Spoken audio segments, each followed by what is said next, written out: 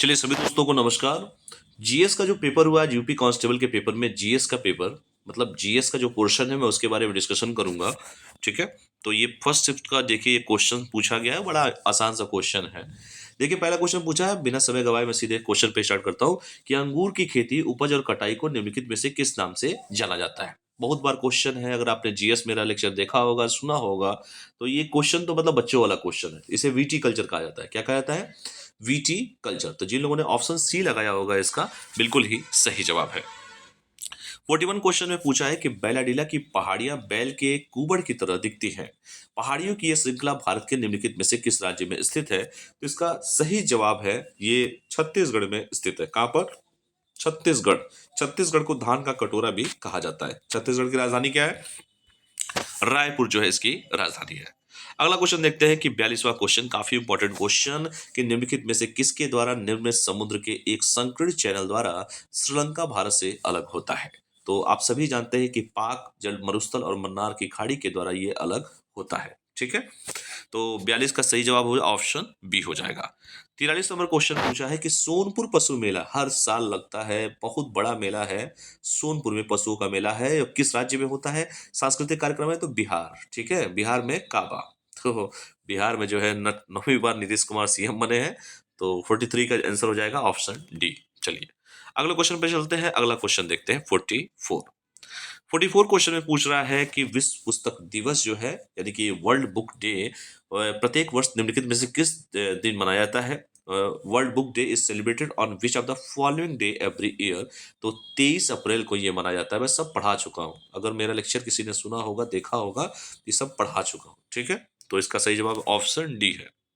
अगला क्वेश्चन देखिए पूछ रहा है कि निम्नलिखित में से किस राज्य के कुछ हिस्सों में 400 साल पहले नहर की सिंचाई की स्थानीय प्रणाली जो है विकसित हुई, जिसे कुल्हा कहा जाता है? तो ये और कहीं नहीं, ये हिमाचल प्रदेश में कहा जाता है। हिमाचल प्रदेश वो प्रदेश है जहाँ की 90% जनसंख्या कहाँ निवास करती है? गांव में निवास करती है। हिमाचल प्रदेश की राजधानी शिमला है। अगला क्वेश्चन बात करते हैं। देखिए ये है 46 क्वेश्चन में भारत में जनगणना संगठन के लिए सर्वोच्च पद कौन सा है? तो देखिए इसमें जहां तक मुझे लगता है कि ये जो है इसका होगा जनगणना अधिकारी। इसका सही जवाब हो जाएगा 46 का डी हो जाएगा। आइए 47 पे बात करते हैं। 47 किधर गया भाई? 47 ये है कुमार संभव निम्नलिखित में से किस लेखक की साहित्य कृति है? तो ये कालिदास की है, महाकवि कालिदास की। 46 का 7 का सी हो जाएगा। ठीक है। ये तो काफी इंपॉर्टेंट है, बचपन से पढ़ा होगा आप लोगों ने। 48 है कि नालको का पंजीकृत यानी कि नेशनल एल्युमिनियम कंपनी लिमिटेड का पंजीकृत कार्यालय निम्नलिखित में से किस स्थान पर है? तो नालको या जाहिर सी बात है उड़ीसा भुवनेश्वर। ठीक है। 48 का जो है आपका ऑप्शन सी हो जाएगा। 49 पे आते हैं। विश्व स्वास्थ्य संगठन WHO के बारे में बात कर रहा है तो जेनेवा स्विट्जरलैंड में है। WHO वर्ल्ड हेल्थ ऑर्गेनाइजेशन यानी कि विश्व स्वास्थ्य संगठन का हेडक्वार्टर कहाँ पर है, मुख्यालय कहाँ पर है? तो जेनेवा स्विट्जरलैंड में है। 49 नंबर हो गया। 50 नंबर पे बात कर लेते हैं। 50 नंबर क्या बोलते हैं इसको? 50 नंबर पूछ रहा है किस देश की शहरी क्षेत्र में रहने वाले अनुपातिक जनसंख्या में वृद्धि को क्या कहते हैं? तो अर्बनाइजेशन कहते हैं। ठीक है, शहरीकरण कहते हैं, अर्बनाइजेशन कहते हैं। ठीक है।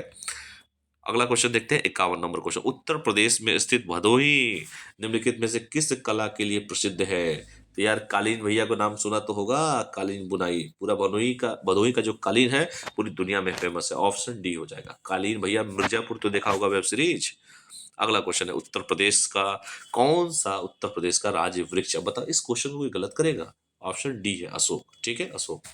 अगला क्वेश्चन देखते हैं।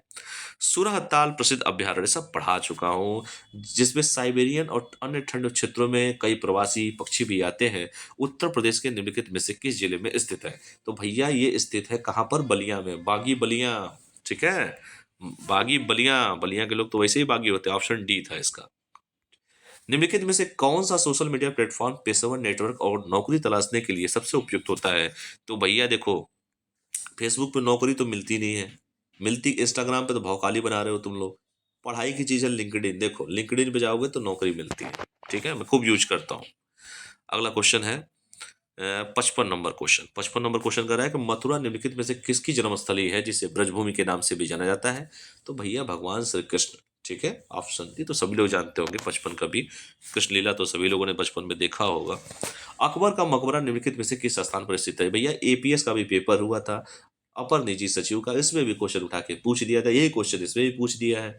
इसलिए कोई भी पेपर हो, किसी का पेपर उठाओ, उसको सॉल्व कर लो, ठीक है। इसका सही जवाब है सिकंदरा, ऑप्शन डी है 56 नंबर। ये क्वेश्चन रिपीटेड क्वेश्चन है।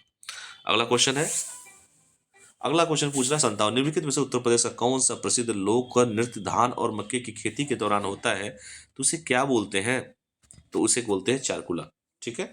चलिए अगला बात करते हैं हम लोग 58 नंबर में क्वेश्चन पूछ रहा है कि बनारस हिंदू विश्वविद्यालय की स्थापना पंडित मदन मालवीय ने निम्नलिखित में से किसके सहयोग से की थी, तो एनी बेसेंट के सहयोग से की थी, एनी बेसेंट, ऑप्शन ए है एनी बेसेंट।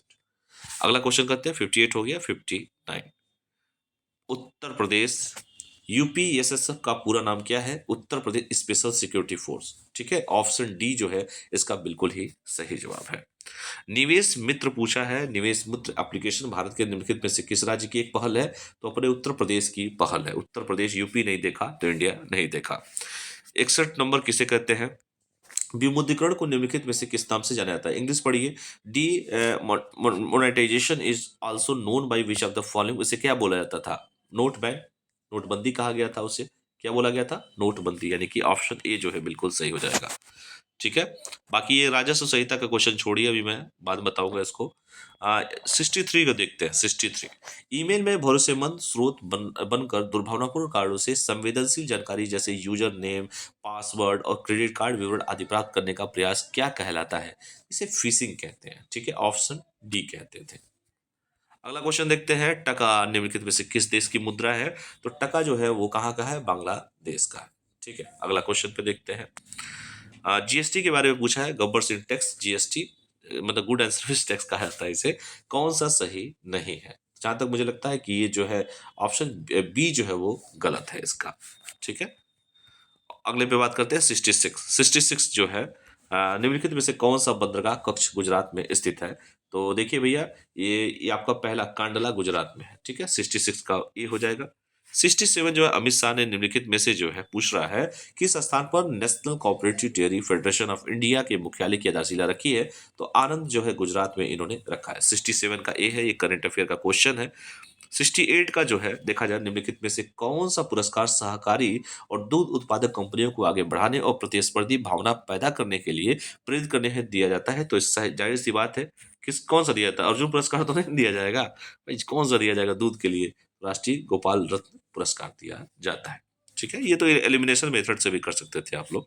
69 क्वेश्चन देखते हैं, 69 केंद्रीय मंत्रिमंडल ने हाल ही में भारत और निम्नलिखित में से किस देश के बीच प्रवासन और गतिशीलता संबंध समझौते को मंजूरी दी है, जहाँ हिंदी ना समझ में इंग्लिश पढ़ लीजिए, तो मैं तो इंग्लिश में देख लूँ, the union cabinet has recently approved the migration and mobility agreement between India and which of the following countries, तो इसका सही जवाब है इंडिया और इटली, ठीक है, इटली।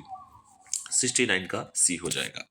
70 नंबर क्वेश्चन थोड़ा सा देख लो भैया, तो 70 नंबर क्वेश्चन जो है वो है, ये पहुंचा है आपका, चलिए ये आपका एक मिनट बस दे दीजिए। हाल ही में भारतीय नौसेना का fast attack craft INS Kabra निम्नलिखित में किस स्थान पर, तो ये ऑप्शन ए हो जाएगा, 70 का ए इसका सही जवाब हो जाएगा, ठीक है।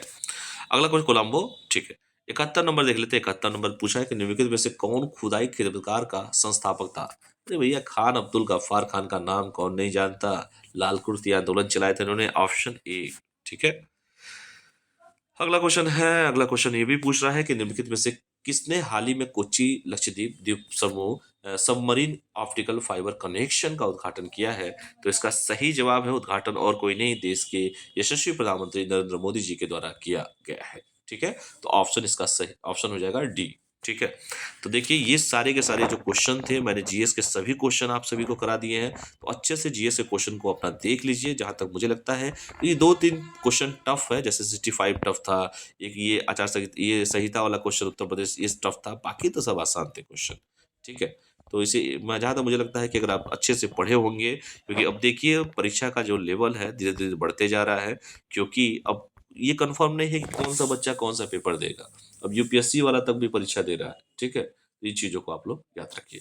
चलिए wish you all the best, अच्छे से पढ़ाई कीजिए और जल्द से जल्द जो है सेकंड शिफ्ट का जीएस करा दूंगा। बहुत बहुत धन्यवाद, thank you, all of you.